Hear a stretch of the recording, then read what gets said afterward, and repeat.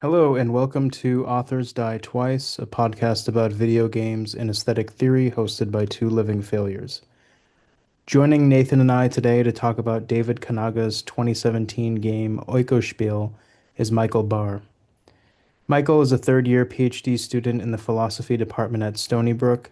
He currently serves as an editorial assistant at Continental Philosophy Review, is interested in using Wilfrid Sellars to make AI philosophically interesting, and when not doing that, enjoys writing fiction about similar topics. We hope you enjoy the episode. Welcome, Michael. Thanks for joining us and for suggesting this game, Oikospiel, which I kind of want to just start by asking you how you heard about this game, why you picked it, like what sort of context personally you want to give about it at all. Yeah, it's it's funny to call it a game. I don't know how much time you actually spent playing it because I don't know how much it's actually playable.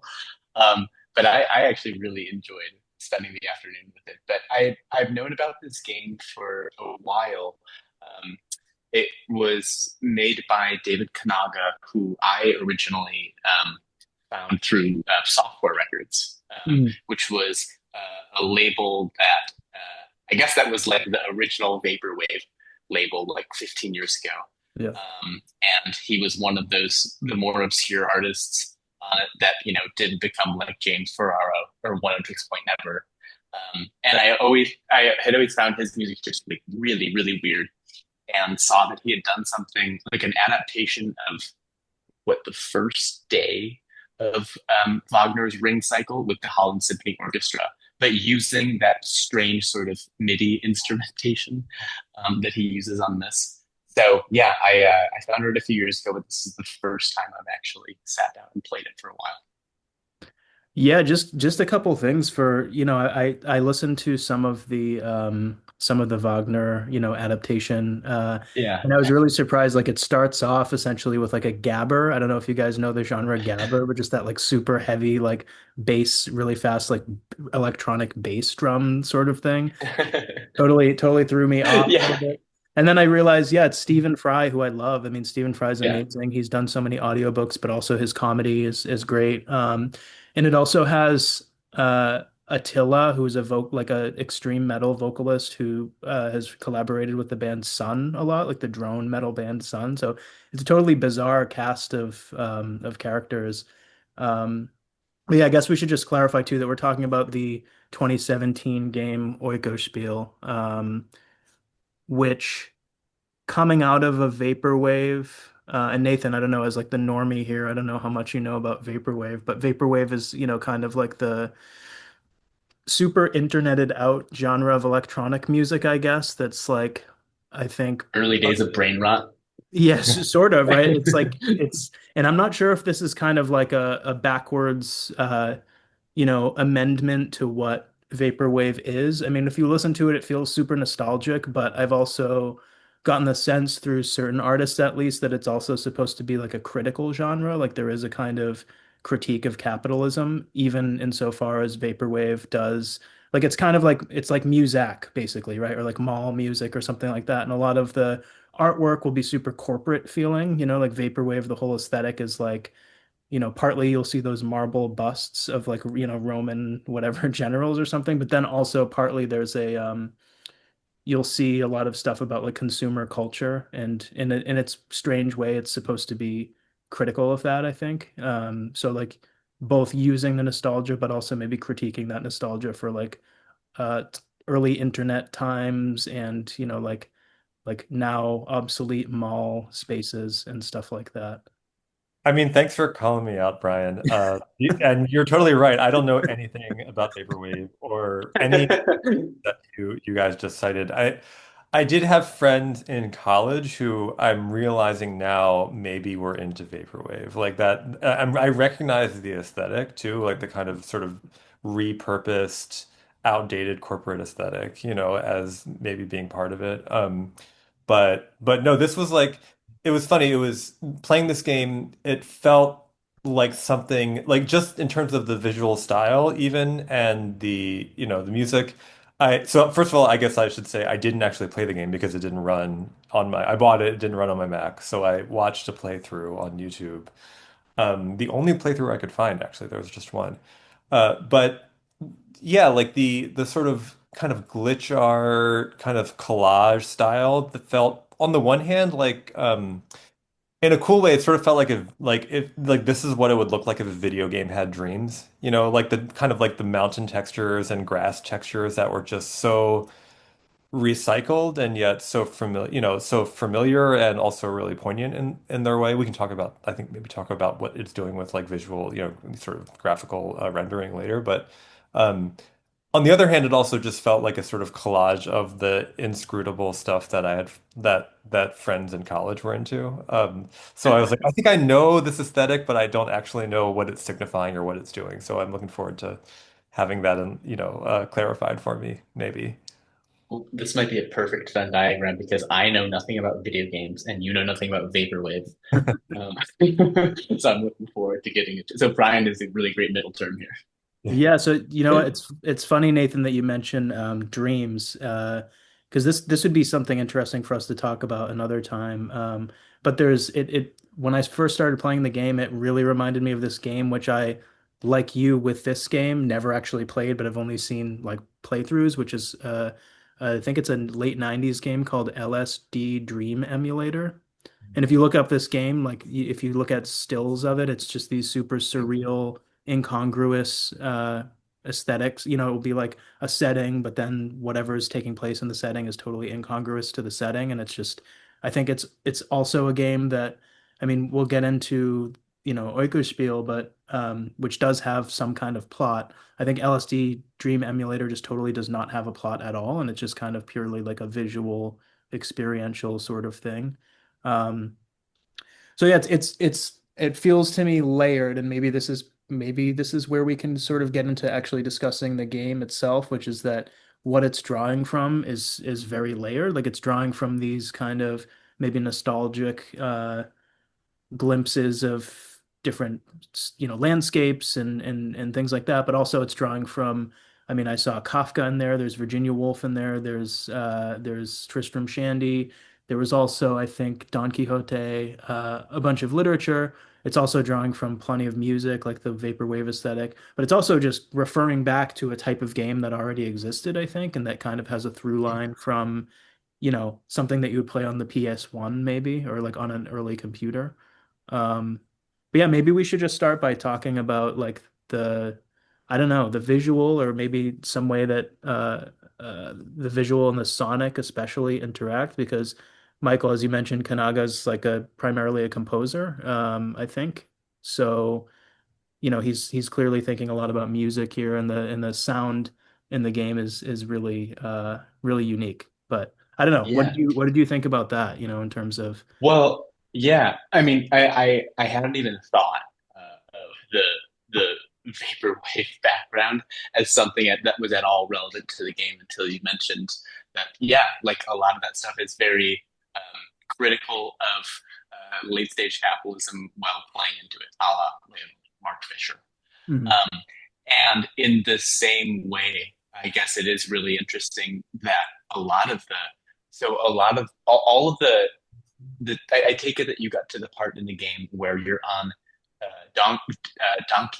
Donkey Coke's desk, Yeah. and you see littered across it the Cervantes and the Wolf and Shandy, and th it was funny. It's like a mixture of texts that all center around dogs, but a lot of them are really digressive. I mean, Shandy, obviously, Yeah. and then Cervantes. And so I guess I just never thought about how you have these sedimented layers within the game that refer to previously nested texts, but you're also playing a game that is itself nested because it's about um, an evil software developer enlisting a group of dogs to make a game that you have access to, I think, within the game. Yeah, yeah, yeah. Yeah, I think, I Yeah. mean, I don't know how much of this came through, Nathan, when you were watching like the playthrough at all, but there are um it's definitely a pretty meased out game as well. We got plenty of me's on a beam happening. Like there's, when you Yeah. kind of first first start, like even where the game proper begins is kind of difficult to determine, like you open Yeah. up the program and then your computer starts like getting really hot and chugging along because it's such a weird unplayable format. And even like the pause screen, load screen, any screen is interactive and like, usually just by moving your mouse or your finger on the trackpad, like the sound will change, the perspective will change, things will move around. Um, Nathan, you mentioned like glitch art, I think, and that's something we should talk about, but also like clipping is huge in this game. Like there's a lot of just getting underneath like places where you probably shouldn't be able to go. Right. And so I think, part of what Kanaga seems to be trying to do here, obviously there's like a whole plot to the game, which maybe we can attempt to uh figure out or something like that. But also there's like a huge amount of rule breaking, I think, that seems pretty intentional. I don't Huh. know. I'm not sure if that kind of came through, with you guys. I mean, I definitely saw. So, Brian, just to circle back to your question, I fully gleaned that this game was meased out, as you said. We should start. That should be a term on our A podcast, I think. great term.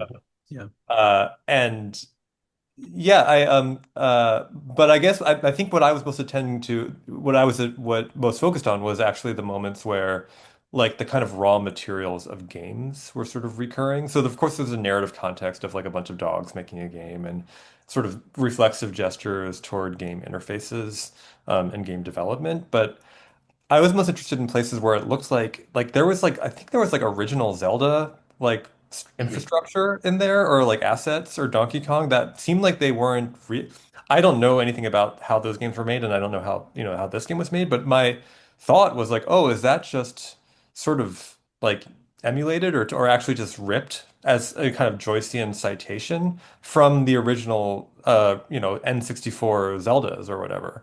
Um, and that was a really striking thing. For one, I was like, how did they get away? How did he get away with this? Like if that's just like ripped assets, or even if they're incomplete.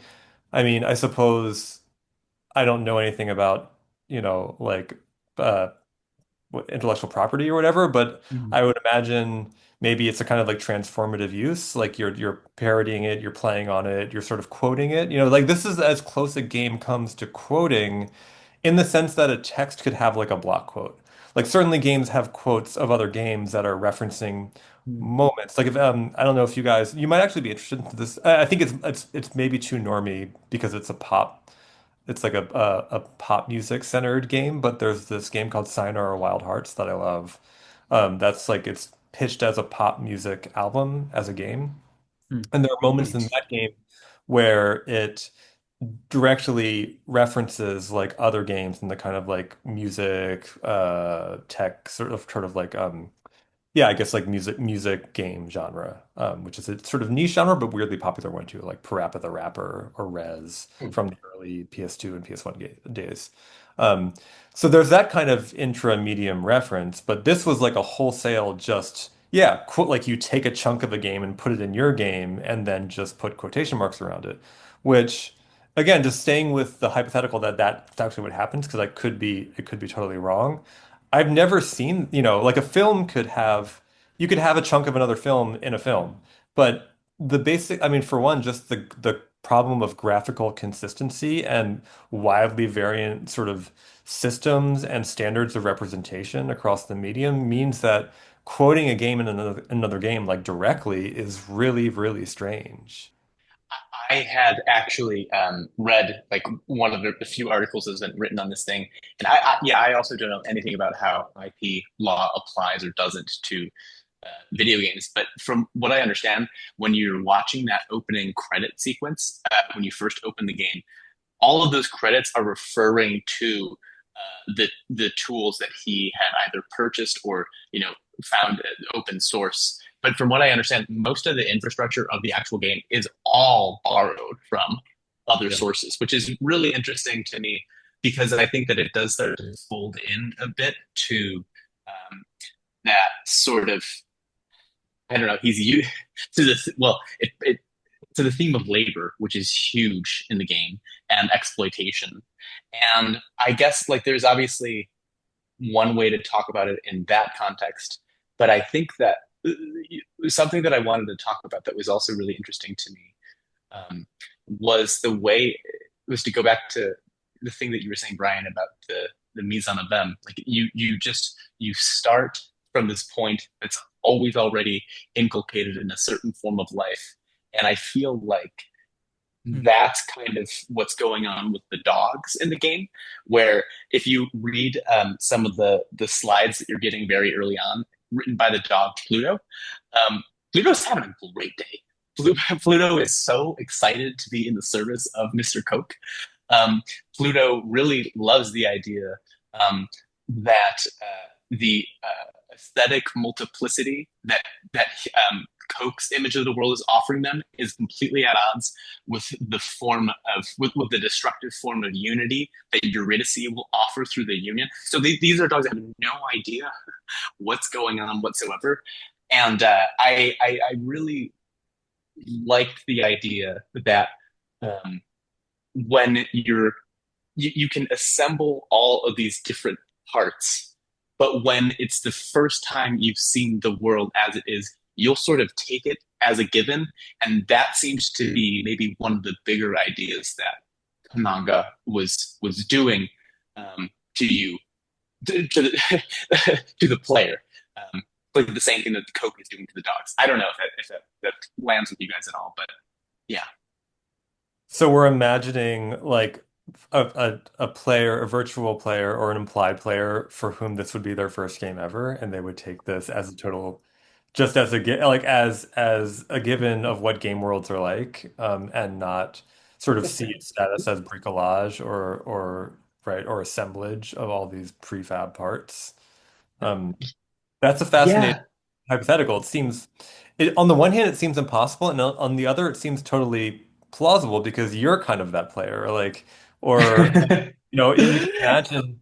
I thought of sending this to the colleague at my university because he's into um, the sort of aesthetics of games but doesn't play them and is particularly interested in sort of like activist games and games that are performing like some version of like radical critique of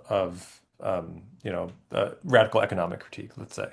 Mhm. And I thought he'd be into this, and then I was like, well, imagine if this was the first game that he actually played, that's it is a fascinating uh, scenario. But then again, there are a lot of artworks that are made that are essentially assemblages that one could encounter in a kind of state of like total receptivity and ignorance, like blissful ignorance, where you just take it to be entirely its thing without sort of the referential layers or composite construction that it actually is. You just take it as a given as this is what the work is, I'm kind of blanking on them right now, but like in every medium, I think you can think of examples of things that are basically made of quotation or that are a kind of mosaic of quotation.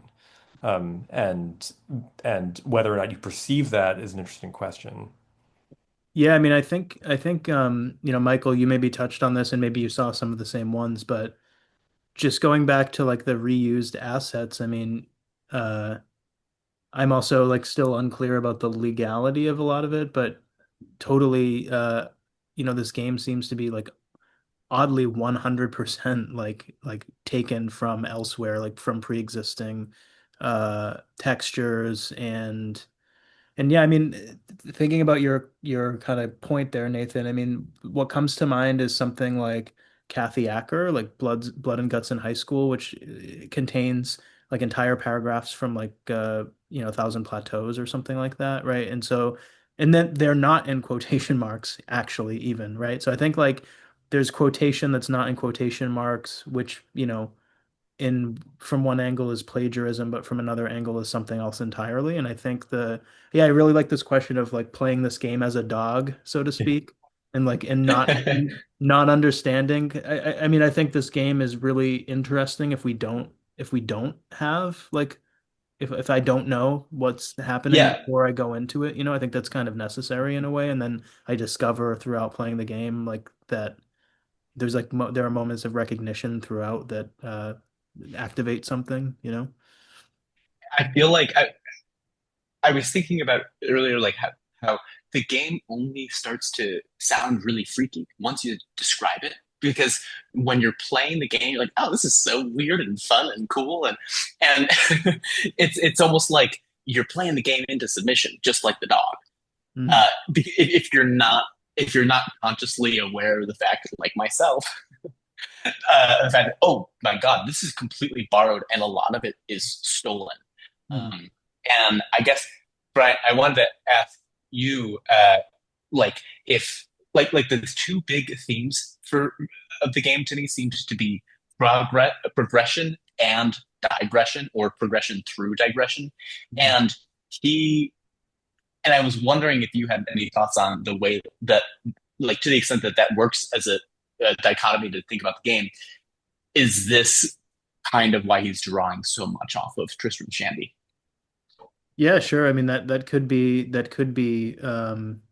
because yeah, famously, I mean Tristram Shandy begins it's ostensibly an autobiography, but it pretty much Mhm. like 99% of it is before the titular character has been born, right? So it begins like with his conception and yeah, I had a thought on Tristan Shandy, but why don't you finish what you were saying?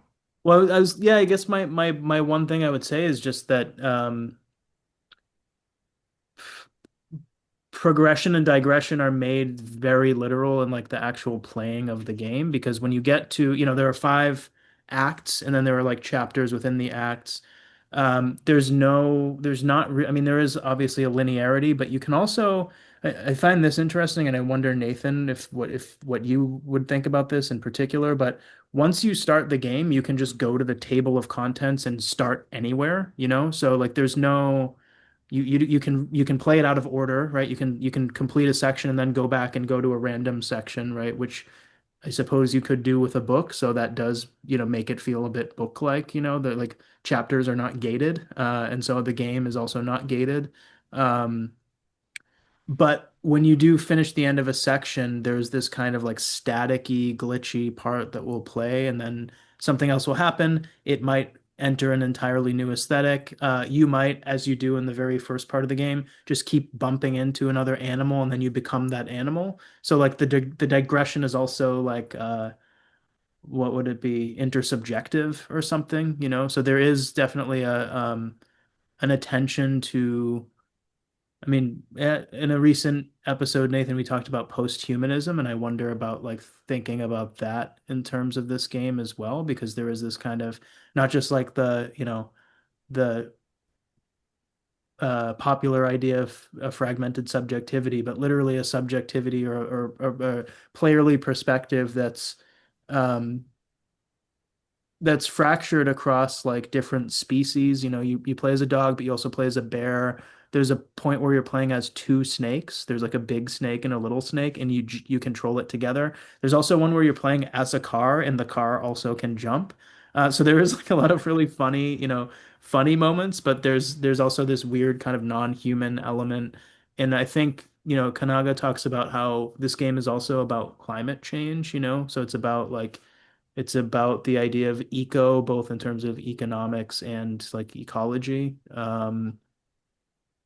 And so I don't know. I think that's kind of a lot to, maybe we can come back to some of those ideas. But Nathan, I'm curious what you think about the Tristram Shandy angle. Yeah, I think what my thought on Tristram Shandy maybe connects to something I that was triggered by what you just said about the different the swapping between different characters, or different avatars.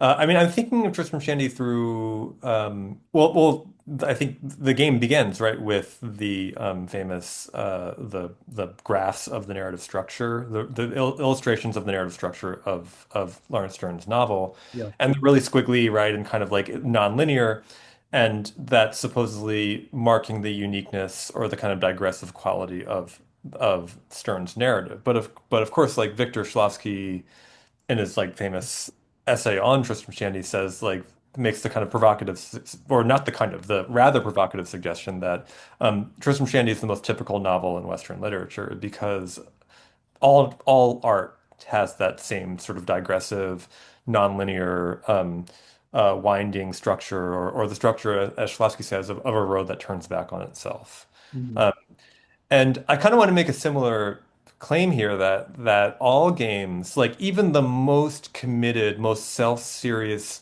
most polished narrative games, I think The Last of Us would be maybe the paradigmatic example, are riven with insane contradictions and temporal illogics and spatial, paradoxes.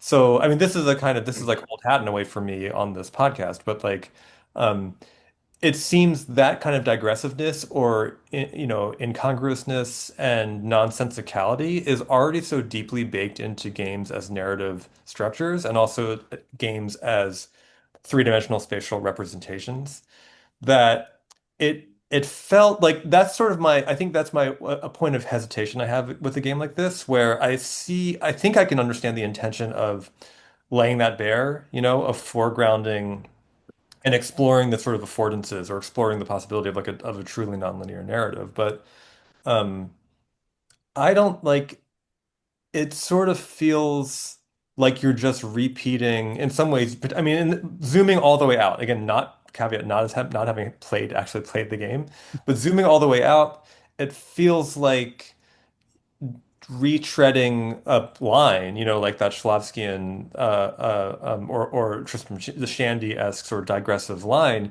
that's already been traced by any number of games that are like fully naively, maybe stupidly committed to not having the straight, some version of a straight, even polished, narrative arc. And I think my interests as just on a purely aesthetic level or an impressionistic level, like as a gamer and as someone who wants to think about games, is I'm actually often more compelled by the games that are trying to do, like trying against like all the forces and pressures arrayed against them to produce something that is coherent and yet are just doomed to incoherence regardless than games that are just like, hey, like let's how nonlinear or how Shandy-esque can we be? That sounds like a sort of ungenerous critique, and I don't really mean it that way. I guess I'm just thinking of maybe it's more like an artistic problem. It strikes me as a potential. I don't know if this game succeeded in it because I didn't play it, but it strikes me as a potential artistic problem that a game like this is going to have to face, which is like, what do you make of the fact that games are just full of this crap anyway? Similarly for the graphics, like, and that's what I was thinking about the avatars, right? Like, if anything, I think the switching of characters in the opening moments, and I guess throughout, right, where I'm assuming, as you say with the car, like you can still jump. Probably control is like feels similar between several of these entities. Yeah.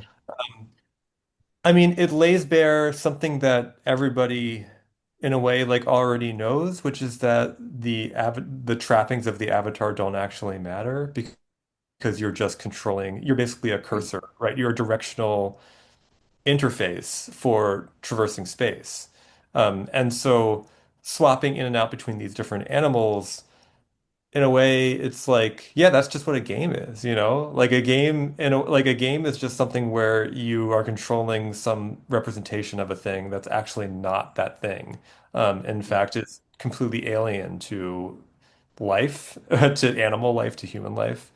I'm curious if you got to the part in the, I think it's in if you go all the way down to the bottom of the email and then you follow through to the libretto that was rejected and requires Eurydice Wolf to pay back $178,000 Yeah. in 3 weeks to Donkey Kong. With a punishment of 8% interest if it's not paid back within 2 weeks. You go through the libretto and then you go into the DK HQ and you meet all of the dogs that are operating in the service of Mr. Coke. And one of the dogs, I think there's a mathematician that's working on making a modal logic for Albert North Whitehead's process and reality, because that would allow you to incorporate for possible worlds that have yet to develop, um, i.e., contracts that could come into being before the situation actually pertains for Mr. Coke. But there's one dog in particular that mentions how they are allowed to hang out in the that world, I guess, of the game, or continue to live as software developers as long as they agree to undergo surgery that's previously mentioned as a lot like the film Existence. Yeah. Um, so basically, like they have a CPU plugged into their brain, um, and that I think that's sort of the module that allows them to or allows Coke to train them as police dogs, which leads to the accidental murder of Eurydice. Um, but anyways, I don't know. I guess the post-human in this regard felt like it was it. It's interesting, Nathan, to build off of what you're saying. It does kind of come to you as a ready-made thing, but I would also add to that that the a lot of the particularly like the Hobbes text that you find on his desk, where you open it up and it's page one of Leviathan where he's talking about nature, which is the art by which God governs the world, also could be construed as an artificial animal. So it's the world has always, or the non-human world has always been configured by human beings as this artificial mechanism that's based off of the needs that we want to fulfill, right? And so the way that we see nature is obviously pressed into, that's into our own image, but I really liked the way that the dogs were kind of understood as these automata that were created. They see their own subjectivity as already created to serve human needs, like it's man's best friend. But that, like the fact that they exist in perpetuity as property of Donald Coke, um, seemed like okay, yes, they are given as ready-made automata, but as they keep evolving, they're still going to exist in that service because they're still under contract technically. But I kind of liked the way that that was presented, especially when you kind of think of it in relation to what we were talking about earlier with like progression and digression. So it's like things are going to keep evolving, but they're going to keep digressing, but it's still going to be within that same structure of the world as created in the service of capital. And so, in that regard, I really, really liked that post-human thing was just okay. It was just sort of taken as a given from the get-go. But yeah, that was my experience of that as a player. Hmm. Yeah, I mean, to maybe I mean, I think I float the term post-human as kind of like a provocation. I don't know that it's necessarily, I think it's maybe a useful term, but maybe insofar as we think about how I mean, another thing that, uh, characterizes the post-human, I guess, is like the idea of prostheses. So like the internet as a prosthetic.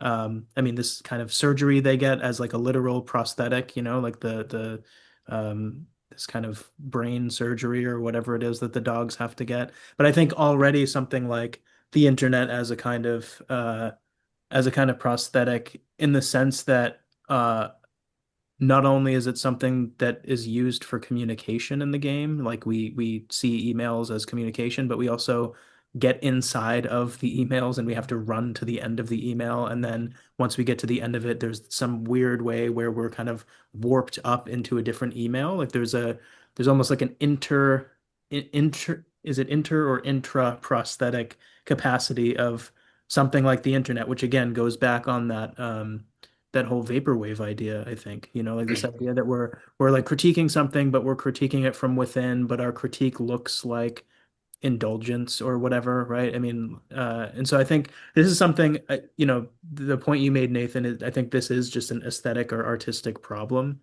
I find it, pretty interesting, but also just really frustrating, because I think this does go back also to our idea, I mean, of the our hatred maybe of smart games, quote unquote, right? As we've kind of discussed. Um, but I do think, sure, a lot of what's happening here is like retreading old ground, but also uh given the ethos and like the kind of not that I mean it's interesting to think about it this way because I'm usually fairly skeptical of biographical criticism, but thinking about Kanaga just, you know, in general too, like this the fact that he made a video game, but it has tank controls. It looks like LSD Dream Simulator. It is leveling these sorts of critiques. It is like, you know, drawing on a number of, I mean, it doesn't just quote texts, it also has, you can read the entirety of Kafka's Investigations of a Dog. Like it goes page by page. You can click through it. You can read um, Leviathan. You can read, there's like a Virginia Woolf text in there. Uh, Frankenstein. My heart will go on is also in there. yeah, yeah, there's like a glitched out version of My Heart Will Go On that's used as like a sample. And if you do listen to it, I mean, it sounds, you know, it sounds something like a One O Tricks Point Never record for a lot of it, right? But it also has these just like One O Tricks Point Never will, it will have these like totally goofy samples, you know, it has these totally like you jump and there's an orchestra hit or something like that, right? Or like or you I mean, I'm kind of stuck right now though on the fact of the tank controls and what that does to like the idea of subjectivity and like Avatar, Nathan, as you were kind of talking about, because it's not just like, you know, we shuffle to the side or whatever. It's like your Avatar is always running, right? So it's a dog that's always kind of doing this, and then if you hit right, it just does this, and it's still like running as if it's running forward, but it just slides to the side, right? And you can change the perspective by using the trackpad or your mouse, but uh, I found it, you know, I mean, the actual playing experience was totally bizarre and really, uh, you know, unique, but also kind of jarring. I don't know. I guess I wonder, I mean, what we think about the actual, I mean, that's another aesthetic component of the game, I guess, is the controls, right? Yeah, I have two questions or two thoughts about the controls. Again, not having played the game. This will be my thing now. Maybe I'm going to start not playing the games and Yeah, just yeah. talk. But tank controls are fascinating because I didn't realize that the game had tank controls based on watching. You know, of course, I wouldn't know that. Mhm. Um, it did just strike me now. This is a very basic point, but that tank controls, which Michael, I'm not sure. Are you familiar with this term? It's just like I'm if not. tank controls are basically, my understanding is that, imagine you're controlling, you're using a joystick or a keypad to move an avatar in 3D space. They're exclusive to 3D, because in 3D you can move backwards, forward, left, and right. Uh, uh, Tank controls basically are when pressing forward, whatever for up on on WASD or on your keypad on your laptop or moving forward with the joystick always moves you forward, right? So in order to turn to move in a different direction, you actually have to rotate um, the avatar's body so that you can then press forward to walk forward. So you will only ever walk forward by pressing forward relative to the avatar. So it's not relative to you, the player, it's relative to the avatar, which in a way, just to go back to your question, I mean, Brian, your point about like subjectivity, which I think was the context, like Mhm. that it's funny that tank controls are so now seen as so unwieldy and immersion breaking because they're in a way more immersive because Yeah. in a human body, you only walk forward by walking forward. You can't like tell yourself to walk sideways and then walk forward. You know, like Yeah. they're actually mapped in a way onto the sort of directionality, at least a kind of schematic directionality that we would have as human subjects. Yeah. Um, but of course, when we're playing a game, we now have been sort of educated or naturalized to think that it's much more intuitive, in fact, to tilt right on the joystick and your character will rotate and then move to the right rather than simply rotate. Because in Mhm. tank controls, if you turn right on the joystick, you'll either drift side to side or you'll rotate, 90 degrees, allowing you to move forward by pressing up. Yeah. Anyway, that's I'm not to get too granular. My other thought about the controls, though, was you know, my skepticism. Let's just take like granted all the sort of skepticism that I've shared. I thought the most, for me, by far the most beautiful and affecting moment in the playthrough I watched was when you're playing again as I think it's in Act 2. You're playing as probably a dog, maybe a bear, but you're also playing as a pen or essentially as a pen because you're leaving a trail behind you, right? So you're essentially writing, you're in a way doing a Tristram Shandy like linear like line, right? 'Cause you're creating a squiggly line by the movements of your avatar. Um, and I have a few thoughts about this, but maybe I won't ramble. I'll try not to ramble this time, and I'll just like share one, which is that I can't think of another game that uses this affordance of movement, like where where your avatar is at once a represented being and a pen. I know there are games sometimes where you have to draw. Uh, there are games, of course, most games have you controlling an avatar, but where those two things are happening at the same time seems really unusual and kind of beautiful. And second, uh, it strikes me now that writing, like the act of writing, or at least of producing lines, Brian, you mentioned asemic writing, I think in our last episode. Mhm. This is essentially an asemic writing that you're creating. But whether asemic or semic or signifying, writing script, it seems like a design space that isn't used much, at least in big budget games. And it feels like the game medium is actually a really good interface for gamifying writing. Like you could imagine a lot of cases where it would actually be interesting and useful and productive to have some kind of writing challenge, or where we're actually writing, not like abstracted writing, like we choose text out of a box or we choose an action that corresponds to some significant gesture or language, or speech act, but actually where we ourselves are producing the graphemes, on the screen. That's something, it just doesn't happen. And now I'm wondering why it doesn't happen. Yeah, I mean that's a great point. And there is one point in the game where you sign a contract by like running over it as a dog or Yeah. whatever. You're like essentially signing away your life to this, I think it's part of the development thing or something like that, right? Um, but yeah, that's interesting to think about because there are a number of places where you are running and you're leaving a trace behind you the whole time. And sometimes that trace gets sort of erased. Sometimes it is on a page. Sometimes it's just in space though, too, which is kind of interesting. I mean, the game one thing I found striking because, Tristram Shandy is one thing, but famously Balzac's Wild Ass's Skin repurposes it's not the narrative line thing. And so I actually wonder if there's an inaccuracy in the game about this because it's not the narrative like the plot type line, it's the line that Corporal Trim traces, which looks like kind of a serpent. Um, in the Wild Ass's Skin, I think that's placed on its side or something. It's kind of flipped a little bit, but it's Peter Brooks writes about this in reading for the plot. But there, that's at the beginning of as an epigraph for the Wild Ass's Skin, which is a game that's all about, or sorry, a book that's all about narrative and desire. It also has kind of like a weird theory of like thermodynamics within it as well, which is referenced in the game. So that I thought just for me personally is like another interesting intertext here. And it strikes me too that part of, I mean, the most interesting stuff I think that we're talking about here is all like pretty much formal and like on the sort of like control level rather than the plot necessarily, which I think is true of many games. I think this is partly like, the genesis of this podcast is us being interested in formal questions.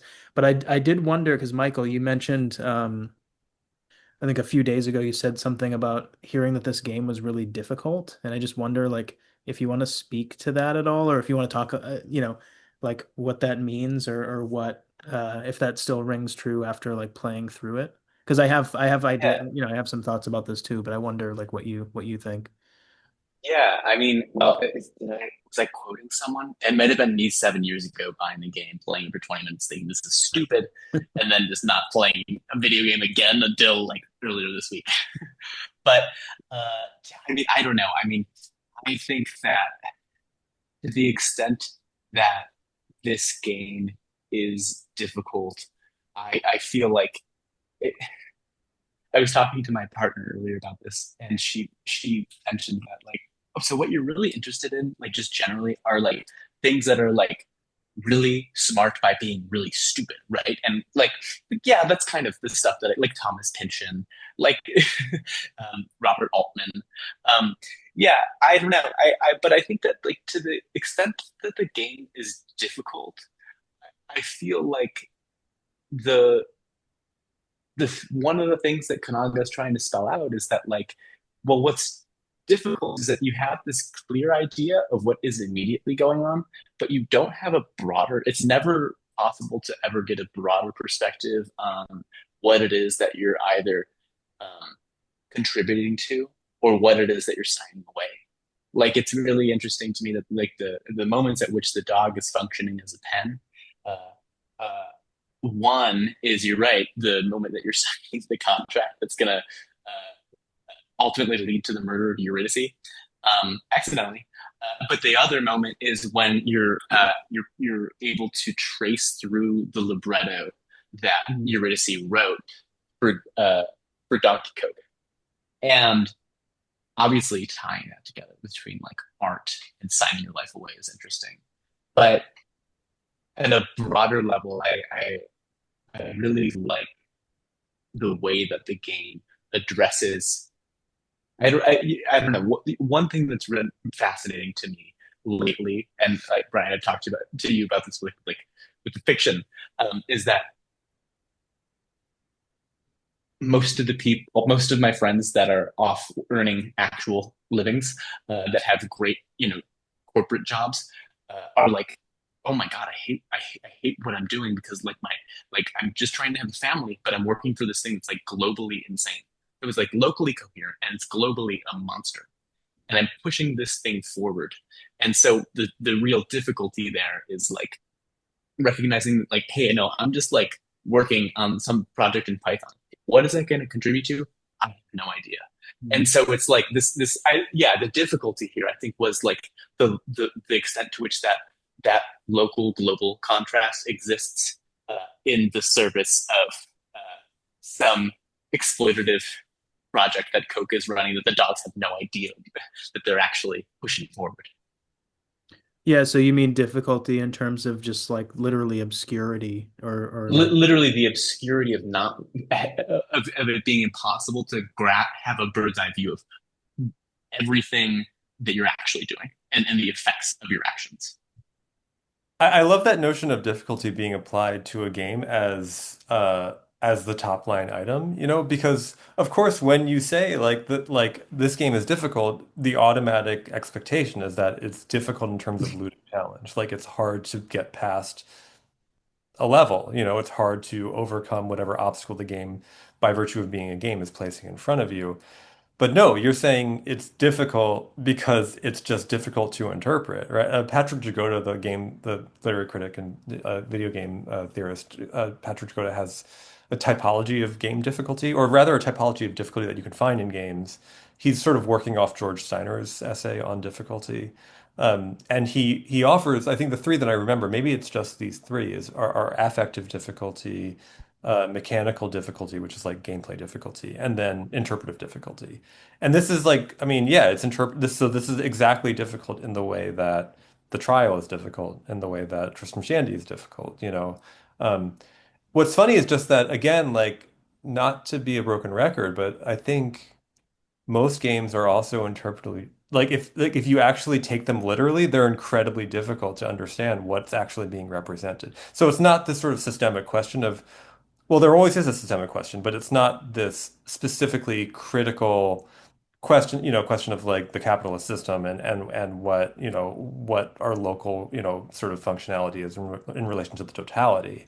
But there is just a fundamental sort of obscurity as to what game worlds are and what they're representing. Like Mario is interpretively difficult. Like like just strictly speaking, it's incredibly interpretively difficult work of art. And so it's like it's just funny because I know exactly what you mean. Like this is I don't think like I think it's totally right. Like you take this game and you could say, man, this is like really hard to understand. But why? there is a question of like, why do we ask that with a game like this, whereas we don't ask it with a game like Mario, even though I would contend that, of course, Mario maybe is less complex, at least it would seem, but we don't sort of question the sort of interpretive obscurity or degrees of interpretability in a game like Mario. Or what's another example? Donkey Kong, even like Donkey Kong. Yeah, I mean, I think that's really interesting. So this obscurity is narrative, and yeah, I like the idea of Mario being difficult in that sense, where like the what you're doing in the level is totally like okay, I Yeah, understand or that, ju but or then just take what? the idea of like what happens when you die in Mario, Yeah, yeah. you know. But so in this game, that's like, which is, I mean, that is a thing. Your example, Michael, of like pe anecdotal example of friends who work for some company where you're doing like one thing, you're doing one thing that is your wheelhouse or specialty, but you like maybe contractually just can't know how it's going to be applied. Like that is a real thing. But that happens like narratively in the game and it's thematized, but it also happens experientially, right? Like when I'm playing through the game, I have no fucking clue what I'm trying to do, even within a single section. So that's like doubled, right? It's even when I'm like traversing an area, I usually did not know what I was looking for, what I was supposed to do, what would even happen once I got there. Am I going to turn into two snakes or am I going to have to clip through a wall and that's actually how I progress? Because like there's a thing this thing that happens in a lot of games where we've talked before on the podcast about Skyrim, and in games like Skyrim, like big open world kind of RPG games or relatively open world games, you can jump up a mountain just in small increments, like there are all these invisible walls on a mountain, and you can't just run at a mountain, you have to kind of jump, but it's not really a glitch, I guess, but it's kind of like a glitch. It's like you're jumping over invisible walls, and if you just keep spamming the jump button and like kind of shifting your character a little bit, you'll eventually be able to progress up the mountain in a way that feels impossible.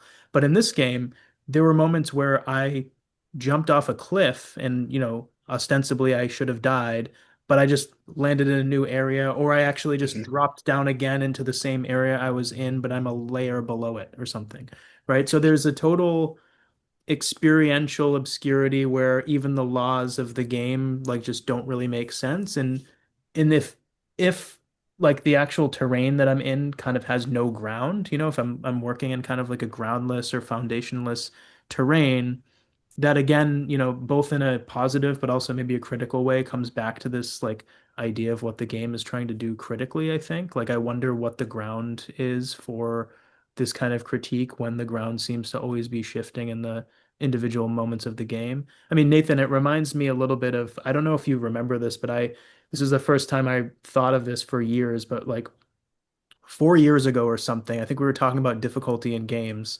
and I said, in a way, the most difficult game would be a game where the screen, where you had to do something, but you didn't know what you had to do, and also the buttons that you pressed would be randomized, and you had to press all the right buttons, but you wouldn't know what they were or something.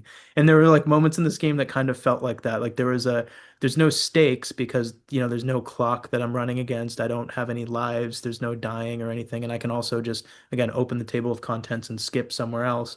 But there was a moment where I'm like, I think it's one of the moments where you're tracing with the dog. So your dog is also a pen, and you're trying to just get up, but what you're getting up through is like you're kind of going on these invisible ramps that kind of swirl around and loop. And that was one of the places where I kind of gave up and just started a different part, because it also seems that some of the levels are kind of endless or don't have an end point to them. Yeah.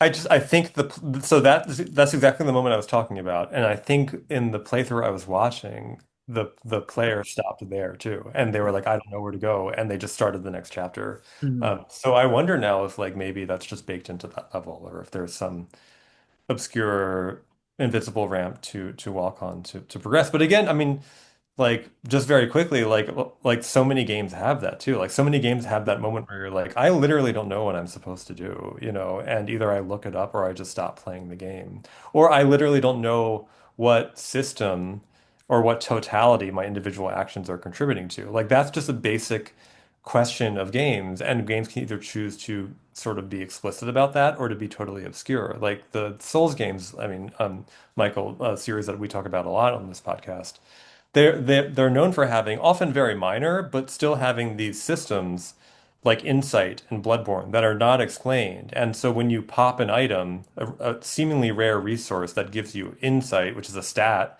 the game doesn't tell you like what that's doing. You have no idea what again, like what you're contributing to, what you're advancing.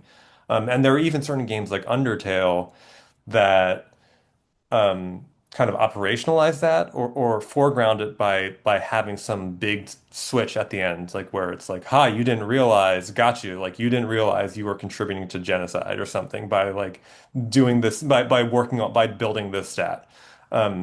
But like, yeah, I mean, the gotcha game is a whole other genre that we should talk about. This is not a gotcha game. And sorry, yeah, the gotcha game GOTCHA because I guess there's gotcha games as another sort of d debased genre.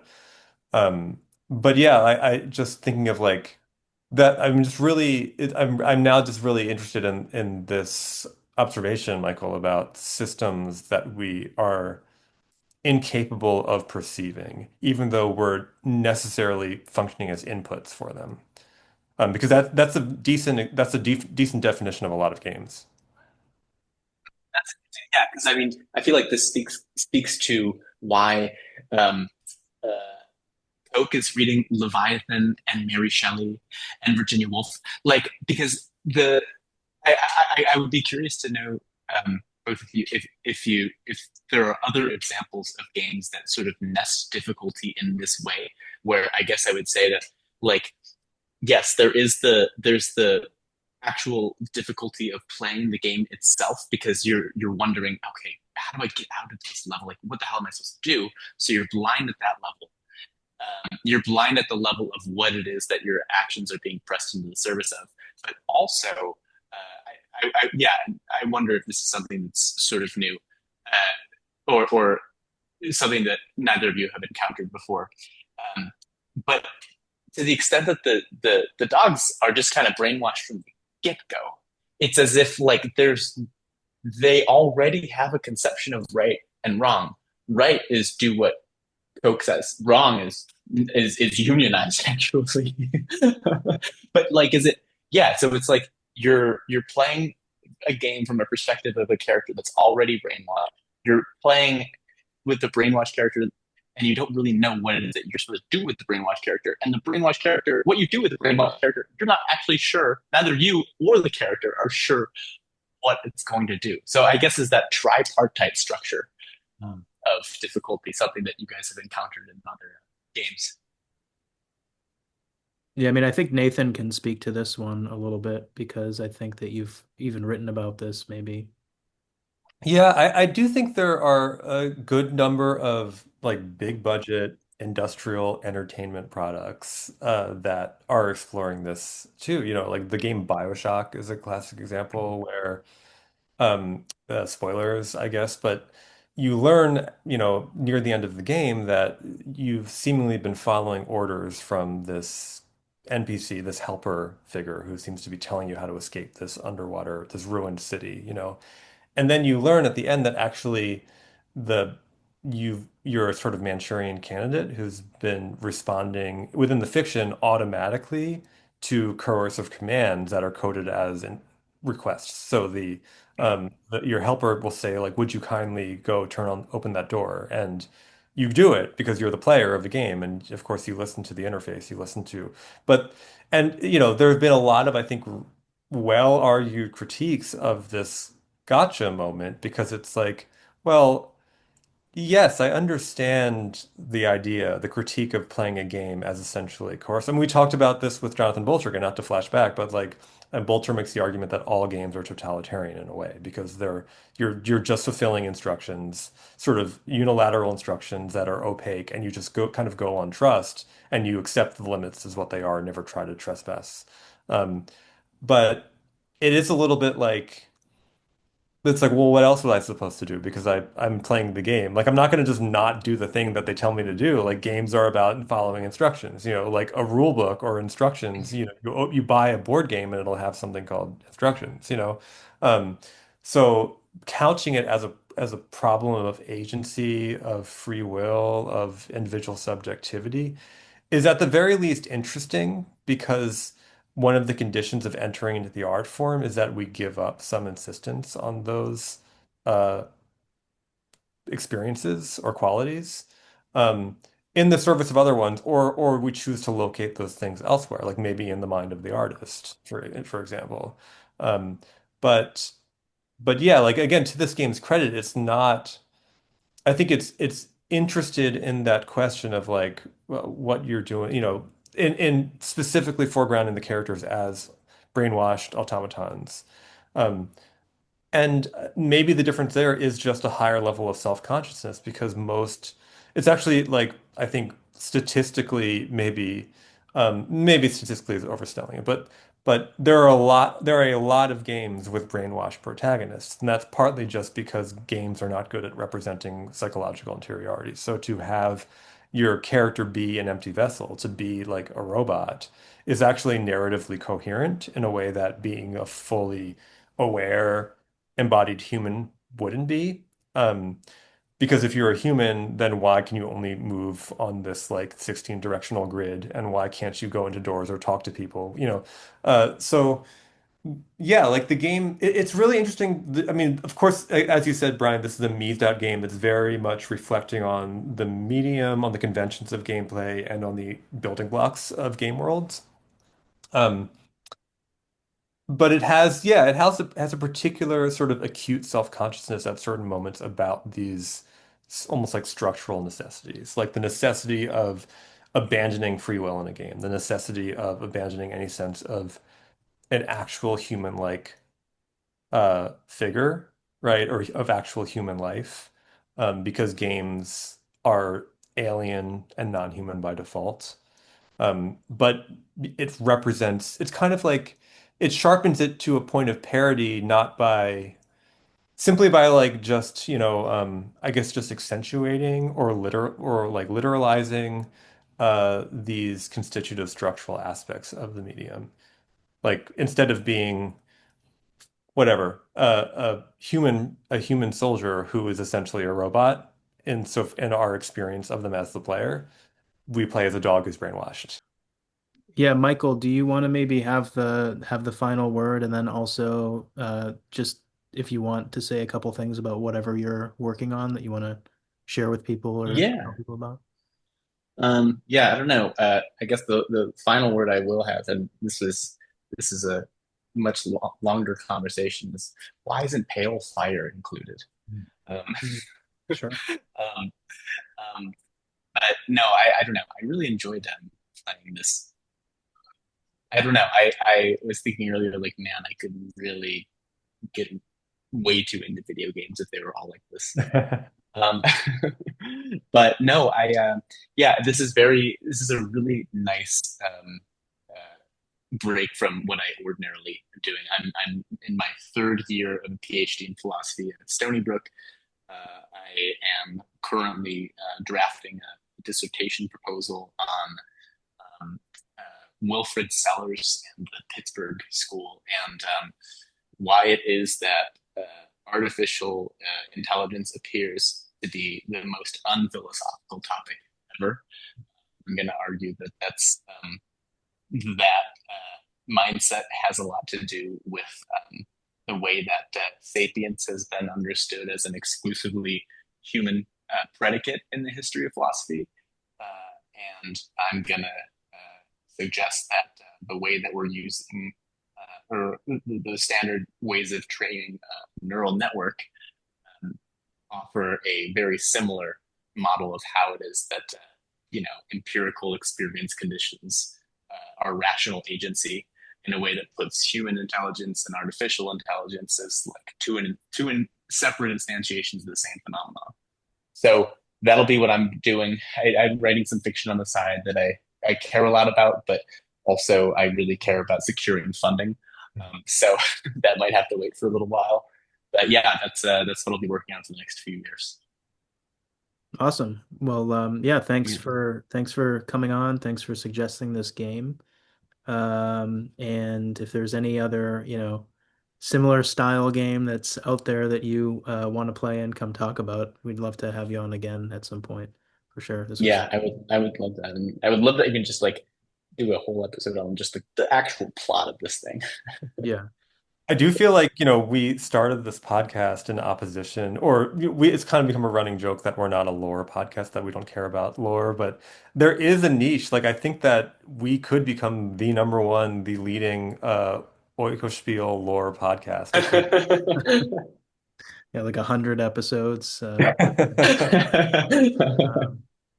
Well, I guess when we're dealing with some obscurity, and especially when, you reach the end of an act and your screen gets kind of all snowy and crackly, and you get that crackling sample, and there's a lot of static, you might have to just take out your magic lantern and light it up. Okay. See ya. Thanks, Michael. Thanks so much, guys.